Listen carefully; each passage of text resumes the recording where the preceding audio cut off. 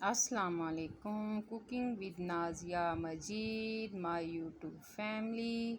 अज ले आई हाँ मैं थोड़े वास्ते मज़ेदार दी चने दाल रेसिपी। अगर तुसी मेरे चैनल ते नवे आ तो मेरे चैनल नू सबसक्राइब कर दो तो बैल आइकॉन दे बटन नू प्रेस कर दो कि मेरी हर आने वाली वीडियो थोड़े तक आसानी ना पहुँचती रहे।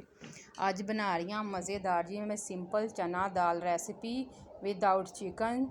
चना दाल ਲਈ जी मैं तकरीबन 1 पाओ ਉਹਨੂੰ मैं पहले 1 घंटा भिगो के रखिया होया वा। चंगी तरह साफ़ करके धो के मैं ले 2 अदद प्याज बारीक बारीक मैं कटिंग करके छिल के चंगी तरह धो के कटिंग करके खुश करके रखे हुए आ।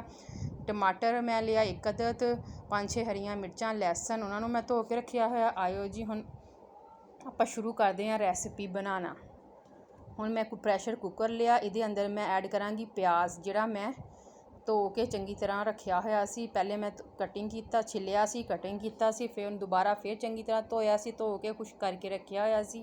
हुण मैं एक प्रैशर कुकर के अंदर डाल लिया। इहदे अंदर मैं डाल रही हाँ कि मैं ज़्यादा घी इस्तेमाल करती हाँ, कई लोग कुकिंग ऑयल इस्तेमाल करते हैं। तुसी जो थोड़े घर आसानी दे नाल मौजूद है तुसी वो लै सकते हैं। लाजमी नहीं तुसी घी इस्तेमाल करना। तुसी कुकिंग ऑयल जे खाने तो कुकिंग ऑयल इस्तेमाल करो।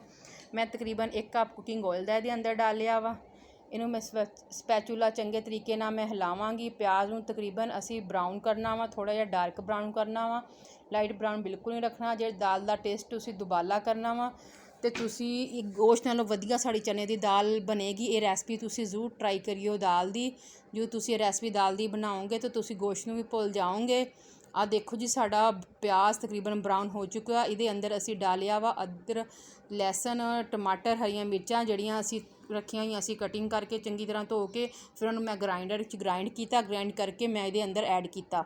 असी इनू चंगी तरह 5 तो 10 मिनट वास्ते भुनांगे क्योंकि ये लहसुन डालिया है कि लहसुन की जी होंदी महक वो ज़रा थोड़ी जी लाइट हो जाए, धीमी हो जाए तो इनू चंगी तरह भुनांगे कि ये कच्चा कच्चा जायका ना आवे। मसाले ने तकरीबन 5 तो 10 मिनट तक असी भुनांगे चंगे तरीके दे नाल।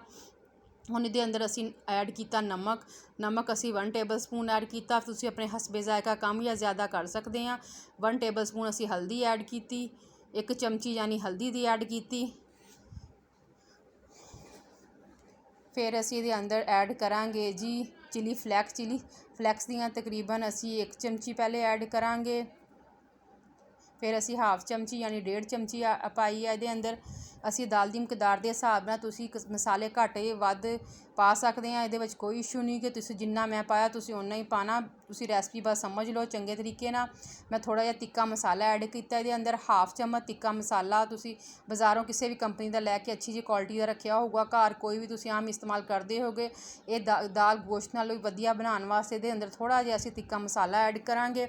स्पैचूला तुसी चलाते रहो, स्पैचूला नूं चंगी तरह चलाओ तो इनू चंगी तरह भुन लवो 5 तो 10 मिनट वास्ते। इन्नी मज़ेदार जी साड़ी दाल बन के तैयार होगी कि तुसी खाओगे खाते ही रह जाओगे। थोड़ा जिहा पानी ऐड किया मैं इहदे अंदर कि मैं चंगी तरह भुन लवां कि थल्ले ना लग जाए मसाला इहदा। मिर्चां नमक जिहड़े पाए थल्ले लग के जल ना जान। तुसी थोड़ा जिहा पानी ऐड करके 5 तो 10 मिनट तक इनू चंगी तरह भुनो। मसाला तुसी चंगी तरह बनाओ फिर तुसी दाल का टेस्ट देखियो कि दुबाला हो जाऊगा। मेरी वीडियो स्किप करके ना देखिया करो, पूरी देखिया करो। मेरी रेसिपीज़ थानू समझ नहीं आएगियाँ फिर तुसी कहना नाजिया मैडम का चैनल देखिया सी सानू समझ ही नहीं आईयां। तो तुसी मेरियां रेसिपियां बनाओ तो इंजॉय करो। सिंपल जियां ते घट पैसों के आसान जियां रेसिपियां तैयार होने वालियां घर दे विच आसानी दे नाल गोश्त नालों ज़्यादा वधिया ते मज़ेदार ते म्यारी। हुण जी साडा मसाला तकरीबन भुन के तैयार हो ही चुकिया वा। घी छड्ड दिता। इहदे अंदर असी ऐड करांगे चनियां दी दाल जिहड़ी असी 1 घंटा पहले भिगो के रखी हुई सी। इहदे तो जिहड़ा पानी मोटा मोटा असी ला लवांगे। बाकी पानी कोई अंदर भी चला जाए कोई गल नहीं। असी इहदे अंदर इनू चंगी तरह पहले असी मसाले दे अंदर दाल नूं हुण स्पैचूला दे नाल मिक्स करांगे। चंगे तरीके नाल मिक्स करने तो बाद फिर असी इहदे अंदर पानी डालना वा। पानी तुसी ज़रा खुला ही रखियो क्योंकि साड़ी दाल चंगी तरीके नाल गल जाए।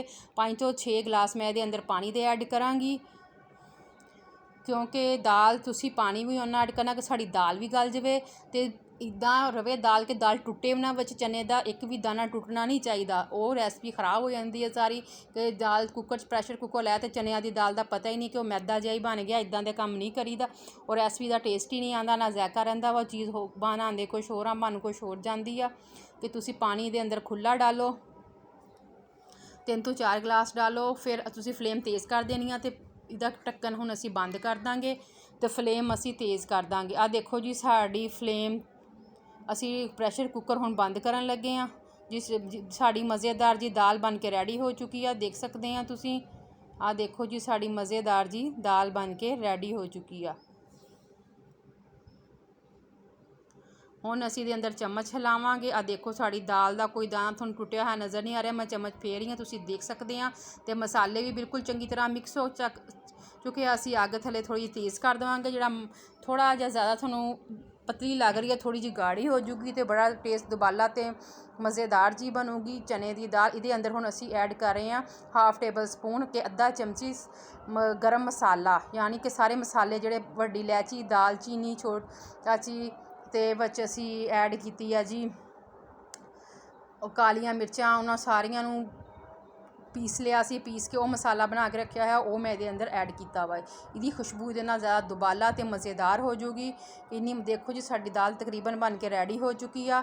ਤੇ ਉਂਗਲੀਆਂ ਚੱਟੋ, ਖਾਓ, ਦਾਲ ਬਣਾਓ ਤੇ ਉਂਗਲੀਆਂ ਚੱਟੋ। ਆ ਦੇਖੋ ਜੀ ਗੋਸ਼ਤ ਨਾਲੋਂ ਵਧੀਆ ਦਾਲ। ਥੋੜ੍ਹਾ ਜਿਹਾ ਧਨੀਆ ਅਸੀਂ ਇਹਦੇ ਅੰਦਰ ਸਬਜ਼ ਧਨੀਆ ਐਡ ਕਰਾਂਗੇ, ਇਹਨੇ ਨਾਲ ਦੀ ਲੁੱਕ ਬੜੀ ਜ਼ਬਰਦਸਤ ਤੇ ਦੁਬਾਲਾ ਹੋ ਜੂਗੀ। ਆ ਦੇਖੋ ਜੀ ਮਾਸ਼ਾਅੱਲਾ, ਤੁਸੀਂ ਦੇਖ ਸਕਦੇ ਆ ਕਿੰਨੀ ਜ਼ਬਰਦਸਤ ਸਾਡੀ ਲੁੱਕ ਆ ਰਹੀ ਆ ਸਾਡੀ ਦਾਲ ਦੀ। ਆ ਦੇਖੋ ਜੀ ਸਾਡੀ ਫਾਈਨਲ ਲੁੱਕ ਤੁਸੀਂ ਦਾਲ ਦੀ ਦੇ ਸਕਦੇ ਆ, ਕਿੰਨੀ ਖੂਬਸੂਰਤ ਤੇ ਮਜ਼ੇਦਾਰ ਜੀ ਸਾਡੀ ਦਾਲ ਬਣ ਕੇ ਤੇ ਪੱਕ ਕੇ ਤਿਆਰ ਹੋ ਚੁੱਕੀ ਆ। ਅੱਲਾਹ ਤਾਲਾ ਬਰਕਤ डाले साढ़े खाने ਤੇ ਸਾਨੂੰ ਨਜ਼ਰ ਬਚਾਏ, ਸਾਨੂੰ ਹਰ ਬਿਮਾਰੀ ਤੋਂ ਮਹਿਫੂਜ਼ ਰੱਖੇ ਤੇ ਸਾਰੇ ਮੁਲਕ ਨੂੰ ਮਹਿੰਗਾਈ ਦੇ ਬੁਹਰਾਨ ਚੋਂ ਕੱਢੇ ਤੇ ਸਾਡੇ ਮੁਲਕ ਨੂੰ ਆਪਣੇ ਹਿਫਜ਼ ਅਮਾਨ 'ਚ ਤੇ ਅੱਛੇ ਹੁਕਮਰਾਨ ਸਾਡੇ ਮੁਲਕ ਦੇ ਮੱਥੇ ਲਾਵੇ ਕਿ ਸਾਡੇ ਮੁਲਕ ਨੂੰ ਸਹੀ ਤਰੀਕੇ ਨਾਲ ਚਲਾ ਸਕਣ। ਅੱਲਾਹ ਤਾਲਾ। ਆ ਦੇਖੋ ਜੀ, ਅੱਲਾਹ ਹਾਫਿਜ਼।